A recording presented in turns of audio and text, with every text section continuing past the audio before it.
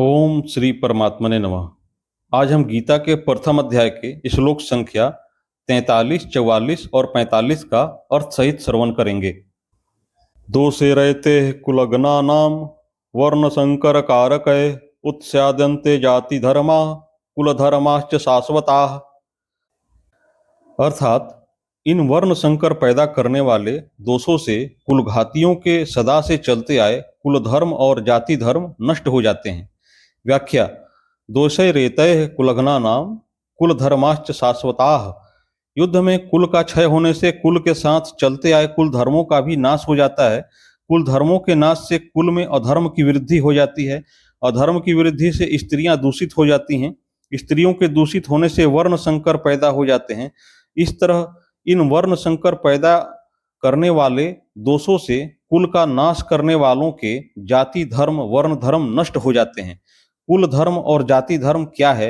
एक ही जाति में एक कुल की जो अपनी अलग अलग परंपराएं हैं, अलग अलग मर्यादाएं हैं, अलग अलग आचरण हैं, वे सभी उस कुल के कुल धर्म कहलाते हैं। एक ही जाति के संपूर्ण कुलों के समुदाय को लेकर जो धर्म कहे जाते हैं वे सभी जाति धर्म अर्थात वर्ण धर्म कहलाते हैं, जो कि सामान्य धर्म हैं और शास्त्र विधि से नियत हैं। इन कुल धर्मों का और जाति धर्मों का आचरण न होने से ये धर्म नष्ट हो जाते हैं।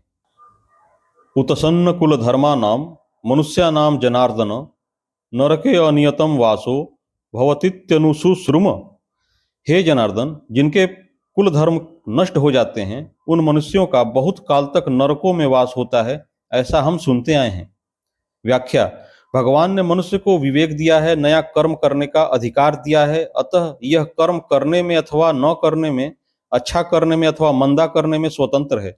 इसलिए इसको सदा विवेक विचार पूर्वक कर्तव्य कर्म करने चाहिए। परंतु मनुष्य सुख भोग आदि के लोभ में आकर अपने विवेक का निरादर कर देते हैं और राग द्वेष के वशीभूत हो जाते हैं, जिससे उनके आचरण शास्त्र और कुल मर्यादा के विरुद्ध होने लगते हैं। परिणाम स्वरूप इस लोक में उनकी निंदा अपमान तिरस्कार होता है और परलोक में दुर्गति नरकों की प्राप्ति होती है।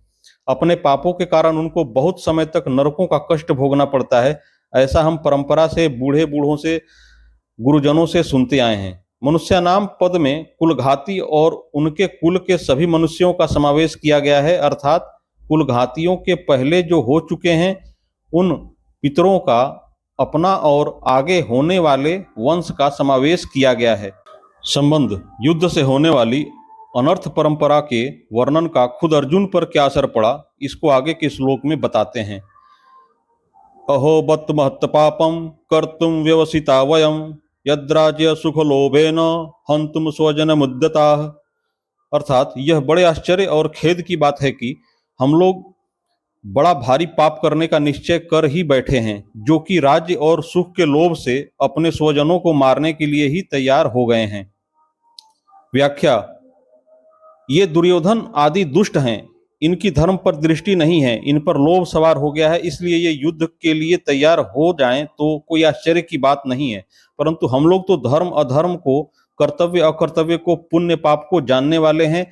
ऐसे जानकार होते हुए भी अनजान मनुष्यों की तरह हम लोगों ने बड़ा भारी पाप करने का निश्चय विचार कर लिया है। इतना ही नहीं, युद्ध में अपने स्वजनों को मारने के लिए अस्त्र शस्त्र लेकर तैयार हो गए हैं। हम लोगों के लिए बड़े भारी आश्चर्य और खेद की बात है, अर्थात सर्वथा अनुचित बात है। हमारी जो जानकारी है, हमने जो शास्त्रों से सुना है, गुरुजनों से शिक्षा पाई है, अपने को जीवन को सुधारने का विचार किया है, उन सब का अनादर करके आज हमने युद्ध रूपी पाप करने के लिए विचार कर लिया है। यह बड़ा भारी पाप है, महत्त पापम। इस श्लोक में अहो और बत ये दो पद आए हैं। इनमें से अहो पद आश्चर्य का वाचक है।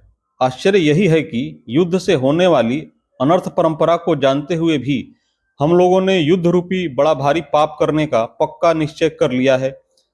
दूसरा बत पद खेद का दुखवाचक है। दुख यही है कि थोड़े दिन रहने वाले राज्य और सुख के लोभ में आकर हम अपने कुटुंबियों को मारने के लिए तैयार हो गए हैं।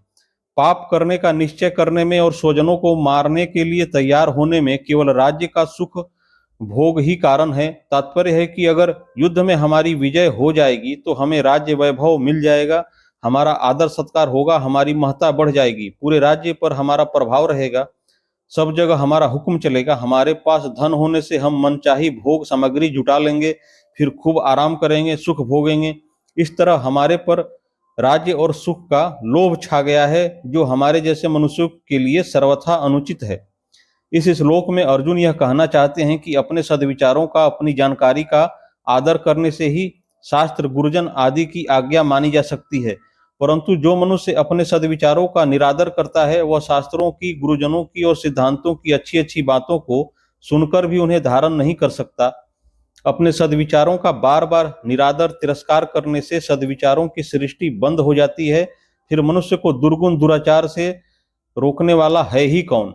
ऐसे ही हम भी अपनी जानकारी का आदर नहीं करेंगे तो फिर हमें अनर्थ परंपरा से कौन रोक सकता है, अर्थात कोई नहीं रोक सकता। यहाँ अर्जुन की दृष्टि युद्ध रूपी क्रिया की तरफ है। वे युद्ध रूपी क्रिया को दोषी मानकर उससे हटना चाहते हैं, परंतु वास्तव में दोष क्या है, इस तरफ अर्जुन की दृष्टि नहीं है। युद्ध में कौटुंबिक मोह, स्वार्थ भाव, कामना ही दोष है, पर इधर दृष्टि न जाने के कारण अर्जुन यहाँ आश्चर्य और खेद प्रकट कर रहे हैं, जो कि वास्तव में किसी भी विचारशील, धर्मात्मा, शूरवीर क्षत्रिय के लिए उचित नहीं है। नारायण नारायण नारायण। अगली वीडियो में हम क्रमशः श्लोकों का अर्थ सहित श्रवण करेंगे। इस चैनल को कृपया सब्सक्राइब कर लें ताकि कोई भी वीडियो मिस ना हो। आप सभी को प्रणाम।